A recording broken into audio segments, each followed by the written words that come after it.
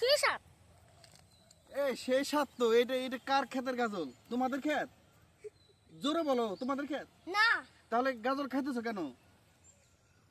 গাজর বেহাইতেছে মজা। মজা লাগে না? আচ্ছা, তাহলে এই যে পরের ক্ষেতের গাজল খাওয়া গুনাহ। তুমি স্কুলে পড়ো? কোন ক্লাসে পড়ো?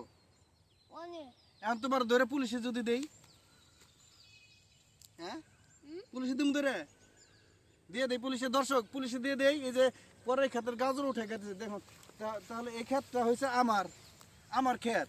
আমি ইচ্ছা করলে তোমার পুলিশে দিতে পারি। তোমার আব্বুর নাম কি? পুলিশ। করিম। বাড়ি কই? ওরা তোমার ভয় করে না এখানে ক্লাস তো? না, ভয় করে না? জোরে বলো। বই করে না। ভয় করে না, বাস বুকের পাটা শক্ত আছে না? আমার একটু খাইতে দেবে নি গাজর?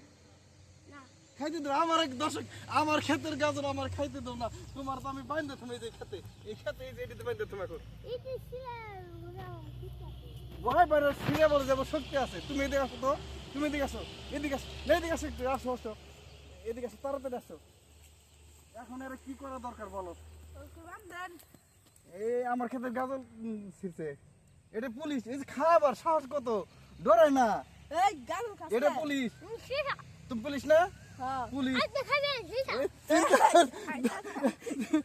এই শক্তি দাও, ছুটে যাবো যারা বাইরে।